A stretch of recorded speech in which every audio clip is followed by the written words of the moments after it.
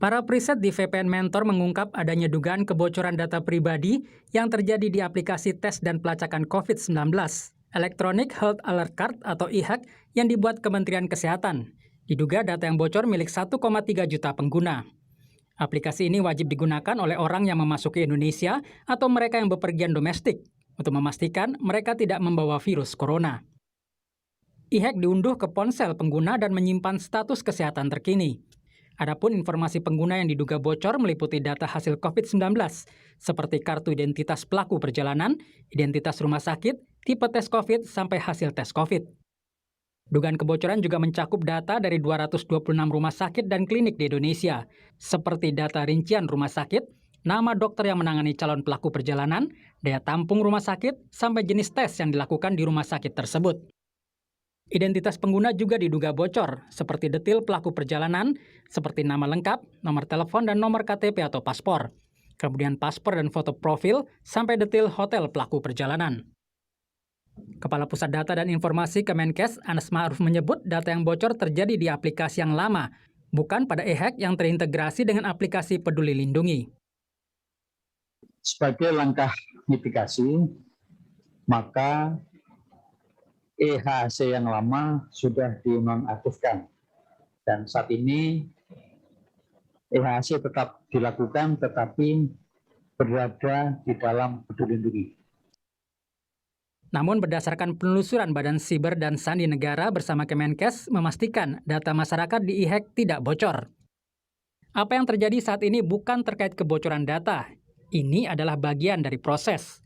Kalau dari keamanan siber, kita mengenalnya sebagai Threat Information Sharing, di mana pihak yang mempunyai concern soal keamanan siber saling bertukar informasi.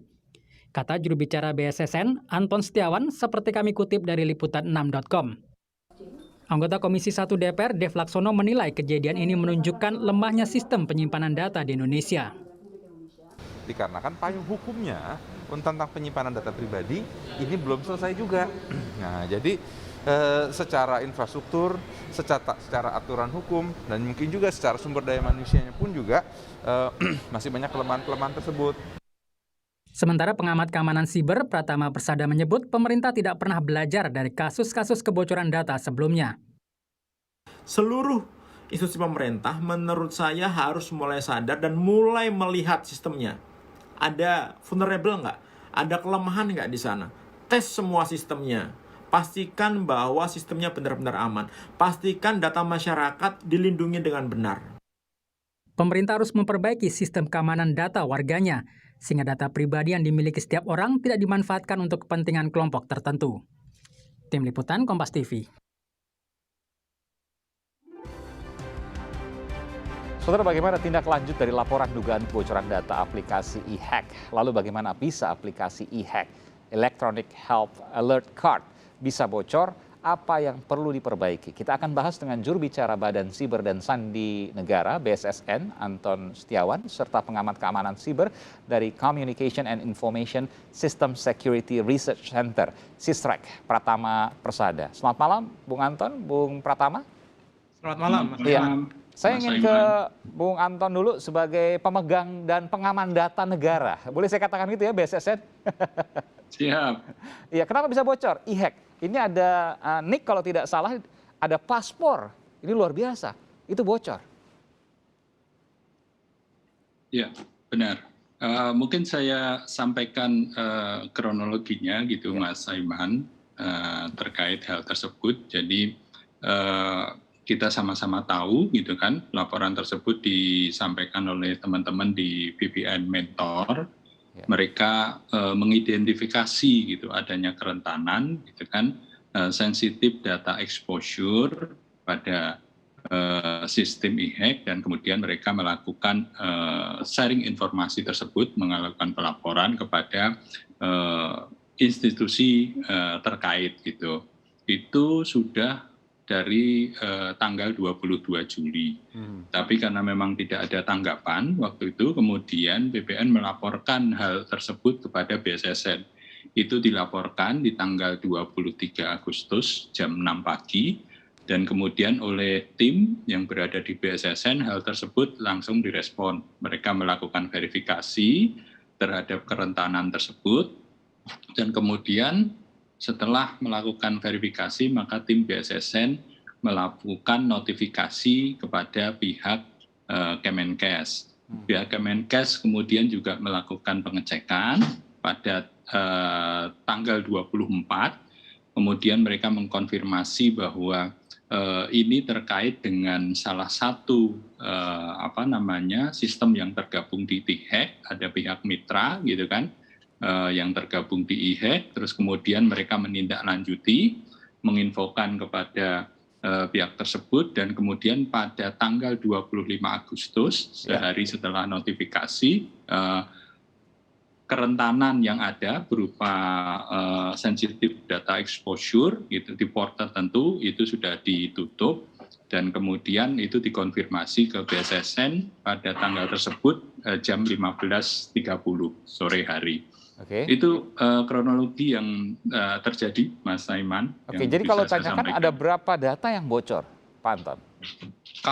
Kalau kita melihat dari proses verifikasi, sekitar sesuai dengan laporan itu adalah 1,2 juta gitu kan, yang menurut laporan VPN mentor tersebut, kalau kerentanannya tidak ditutup, maka bisa dieksploitasi oleh pihak lain.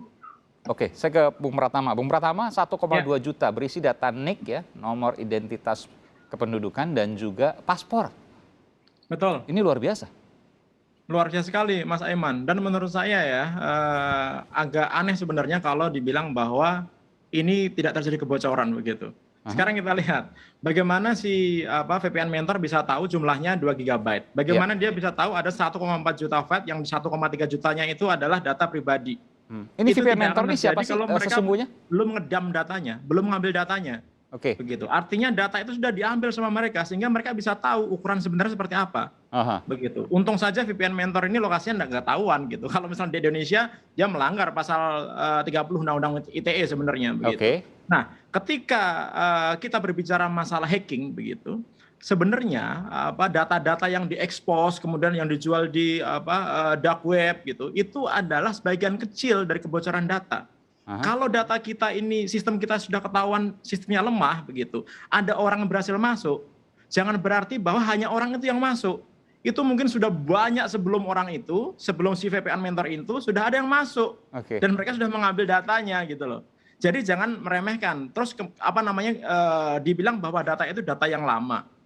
Data yang lama yang bagaimana? Ini data-data valid warga Indonesia gitu. 1,3 juta data valid lengkap. Mulai dari COVID test data, kemudian mulai data pribadi penumpang penerbangan, kemudian sampai data stafnya EHAC gitu. Lengkap semuanya begitu. Nah, ini kalau ternyata nanti dimanfaatkan orang-orang tidak bertanggung jawab, yang rugi siapa? Masyarakat lagi. Kemenkes bisa apa? Nggak bisa ngapa-ngapain karena data yang sudah keluar itu tidak bisa ditarik lagi gitu. Harusnya bijaknya Kemenkes minta maaf sama masyarakat lah gitu. Karena sistemnya nggak kuat sehingga terjadi upaya peretasan atau kebocoran ini. Begitu kalau menurut saya, Mas Aiman. Iya, Kemenkes bekerjasama dengan BSSN, jadi BSSN harus minta maaf dong. Tapi jangan dijawab dulu, Bung Anton. Nanti setelah jeda berikut ini kami akan segera kembali. Apa kira-kira efeknya yang akan terjadi dari sini? 1,2 atau 1,3 juta tadi disebutkan, itu luar biasa. Kita akan segera kembali saat lagi, saudara, untuk menjawab sejumlah pertanyaan ini. Saat lagi.